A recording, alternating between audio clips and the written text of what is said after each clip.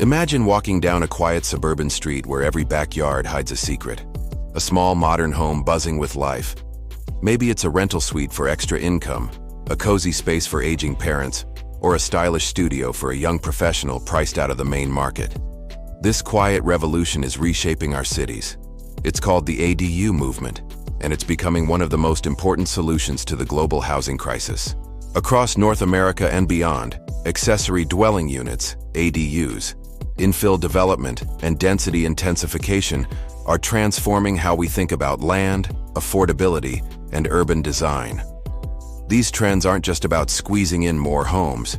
They're about reimagining community, sustainability, and flexibility in a world struggling with limited space and skyrocketing costs. 1. What are ADUs and why are they trending? An accessory dwelling unit, ADU, is a secondary housing unit located on the same lot as a primary home. Common examples include backyard suites, garage apartments, basement conversions, and laneway houses. What makes ADUs so powerful is their scalability and adaptability. Homeowners can build them gradually, cities can approve them without massive infrastructure projects, and tenants gain access to affordable housing in desirable neighborhoods. The ADU concept isn't new. Cities like Vancouver, Portland, and Los Angeles have allowed backyard homes for years. But the difference in 2025 is scale. Rising housing prices, demographic shifts, and zoning reforms are accelerating adoption. Governments are now recognizing ADUs as a grassroots housing solution that increases supply without changing neighborhood character dramatically. For example, California eliminated restrictive parking and setback rules to encourage ADUs. Toronto and Calgary introduced garden suites and secondary suites policies to promote density in existing neighborhoods. Austin and Seattle streamlined permitting, making it easier for homeowners to add units on small lots. These moves show how ADUs bridge the gap between single-family housing and multi-unit developments, a middle ground that cities desperately need. 2. The power of infill development. Infill development goes hand in hand with ADUs.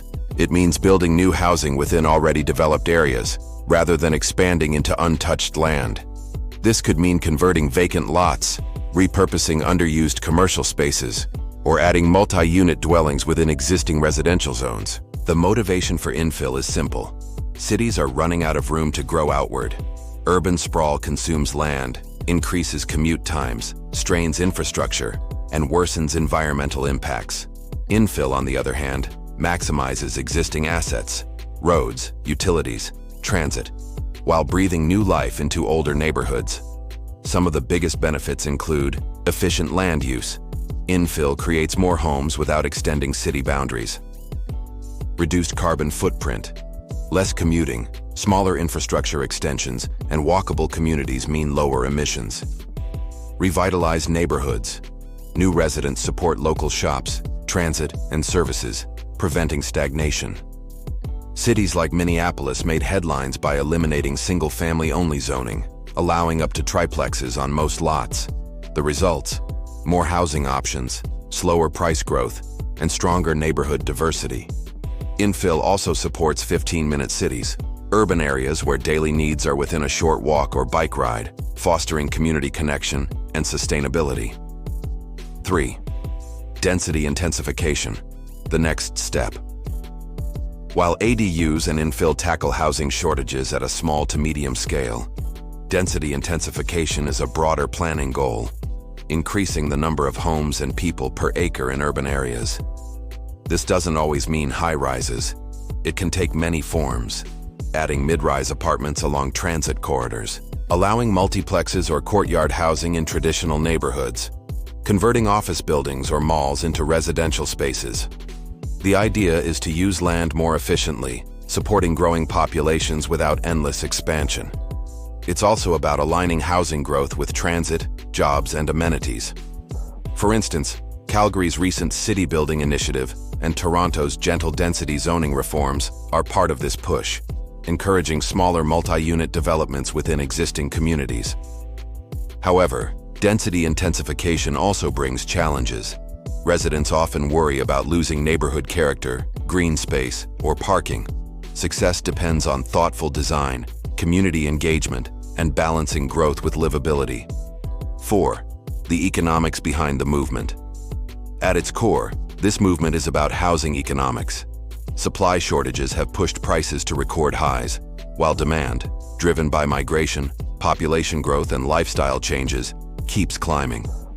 Building large-scale housing projects takes years, enormous capital, and often faces opposition. ADUs and infill are smaller, faster, and more flexible solutions. For homeowners, ADUs can generate passive rental income to offset mortgages, increase property value by 20 to 30%, provide housing for family members or caregivers. For cities, these small additions collectively create major impact. If even 10% of single-family homeowners added an ADU, it could add millions of new housing units without expanding urban boundaries. Investors and developers are also recognizing this shift. Modular and prefabricated ADU builders are emerging, offering turnkey backyard homes delivered in weeks. Venture-backed startups are making ADUs the Airbnb of housing supply, fast, scalable, and community integrated. 5. Sustainability and the future of urban living beyond affordability. ADUs and infill align perfectly with climate-conscious urbanism. Smaller units mean lower energy use per resident. Shared infrastructure and reduced commuting cut emissions. Infill minimizes deforestation and preserves farmland. Together, these practices contribute to more sustainable, compact cities. Future-focused planners see this as part of a gentle density revolution, creating more housing options without sacrificing charm or livability. Mixed housing types, green spaces, and flexible zoning form the foundation for cities that grow smarter, not just bigger. Technological innovation also plays a role. AI-assisted design, digital permitting systems, and 3D printed building materials are making small-scale housing development faster and more cost-effective. In the next decade, it's likely we'll see entire neighborhoods evolve through micro-scale densification, one backyard at a time. 6. Challenges ahead. Despite momentum, challenges persist. Zoning resistance.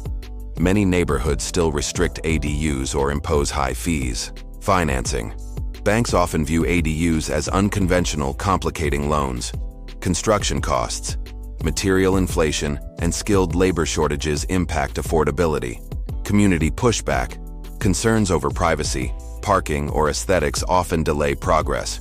To overcome these hurdles, cities must modernize codes, create financing incentives, and educate homeowners about benefits.